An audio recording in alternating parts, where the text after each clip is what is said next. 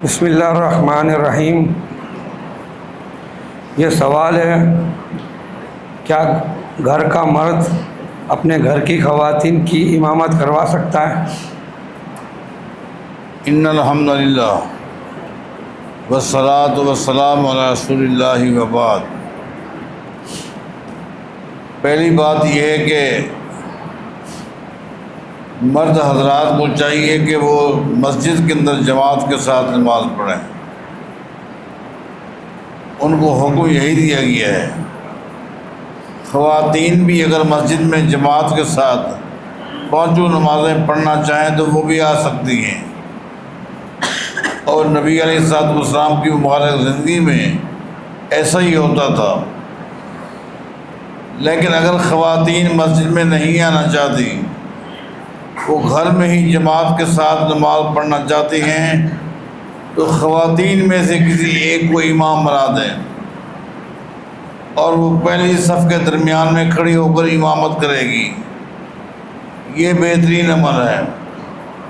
لیکن اگر مرد کسی وجہ سے مسجد نہیں جا سکتا تو وہ گھر کی خواتین کی امامت کرا سکتا ہے، لیکن خواتین اس کے پیچھے ہوں گی۔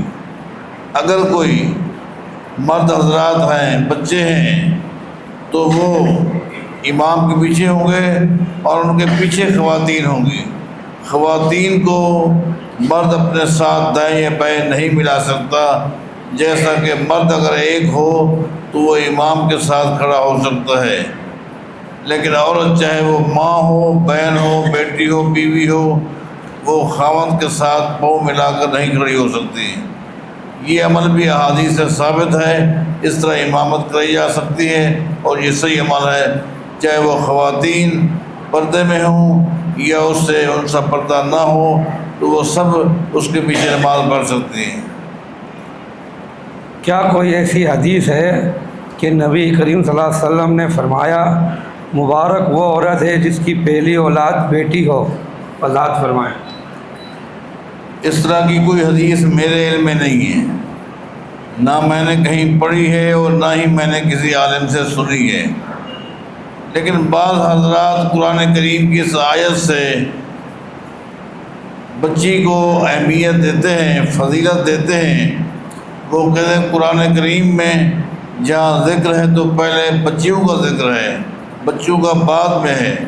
یا بولے من یشاء اناثا و یا بولے من یشاء الذکور او یزوجہم ذکرانا و اناثا و یجعل من یشاء عقیما۔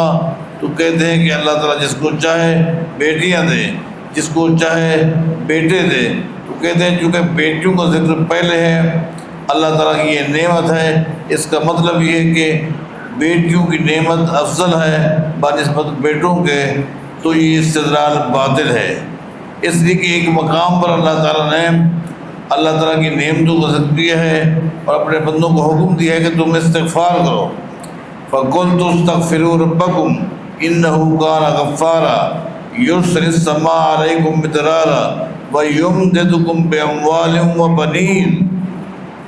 اب یہاں اللہ تعالیٰ نے بیٹوں کو ذکر کیا ہے۔ استغفار کرو گے، کثرت کے ساتھ استغفار کرو گے تو اللہ تعالیٰ بے پناہ تمہیں نعمتیں دے گا، اور نعمتوں میں سے ایک نعمت یہ بھی ہے اللہ تمہیں بیٹے دے گا۔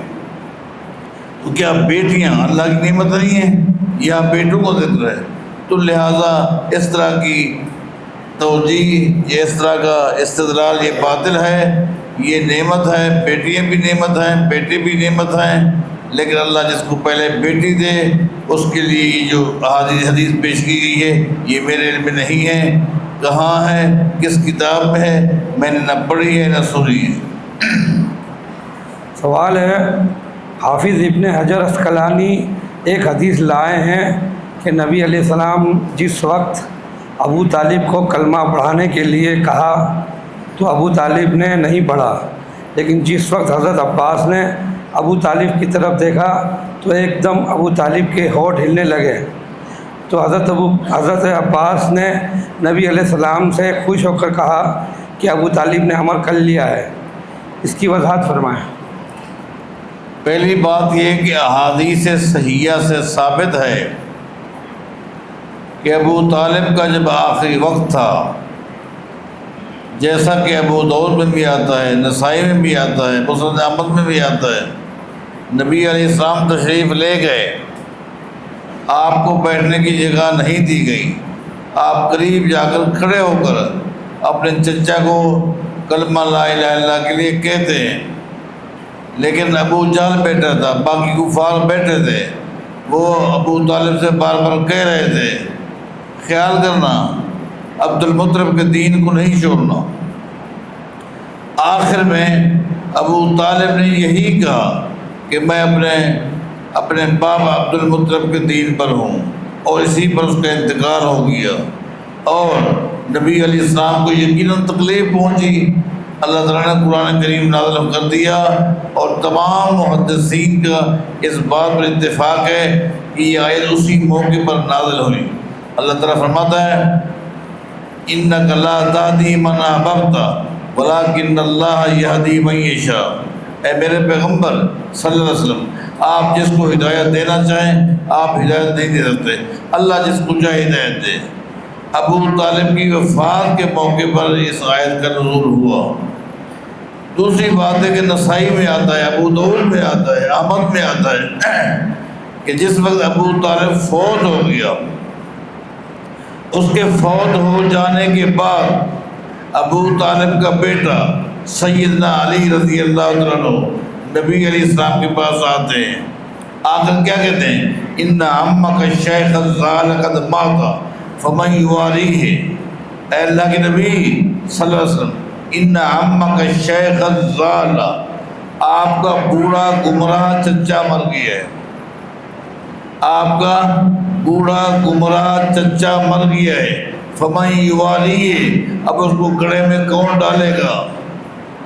نبی علیہ السلام فرماتے ہیں اے علی تم جاؤ اسے گڑھے میں ڈال کر دفنا دو، لیکن کوئی کام نہیں کرنا، سیدھا میرے پاس آنا ہے۔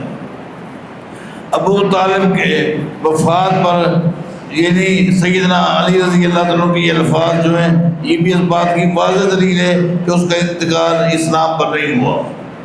اگر اسلام پر ہوتا تو وہ نبی السلام کو آگے یہ کیوں کہتے ان عمک الشیخ الزال قد مات، آپ کا بوڑھا گمراہ چچا مر گیا، اپنے باپ کے بارے کہہ رہے ہیں۔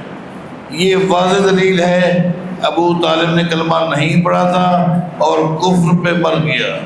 رہا اس روایت کے بارے جو حافظ صاحب نے فتح الباری کے اندر بیان کی ہے، یقیناً انہوں نے بیان کی ہے، لیکن انہوں نے خود کہہ دیا یہ حدیث ضعیف ہے، اور میرے علم کے مطابق کوئی ایک نہ تو میرے سامنے کوئی محدث گزرا ہے۔ دیکھیں میں کوئی دعویٰ نہیں کر رہا کہ میں بہت بڑا عالم ہوں، میری حیثیت ایک طالب علم کی ہے، ایک طالب علم کی حیثیت سے میں کہہ رہا ہوں کہ میرے علم کے مطابق میرے سامنے نہ کسی محدث کے قول ہے نہ کسی امام کے قول ہے، ان ائمہ اربعہ میں سے بھی کسی نے بھی اس حدیث کو صحیح نہیں کہا۔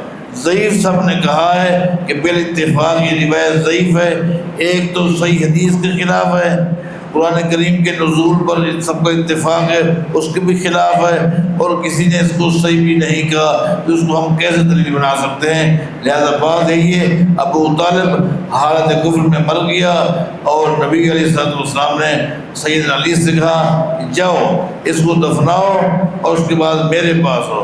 سیدنا علی گئے، اپنے باپ کو دفنایا، کوئی کام نہیں کیا، نبی علیہ السلام کے پاس آئے، آپ نے کہا تھا کوئی کام نہیں کرنا، اب میرے لیے کیا حکم ہے؟ میں جاؤ غسل دو، غسل کرو۔ اس کا مطلب یہ ہے کہ اگر کافر کو یوں دفنایا جائے تو دفنانے والے کو چاہیے کہ وہ کوئی کام نہ کرے بلکہ غسل کرے۔ نبی علیہ السلام نے سیدنا علی کو غسل کرنے کا حکم دیا، میرے علم کو دعویٰ کی۔ سبحان اللہ۔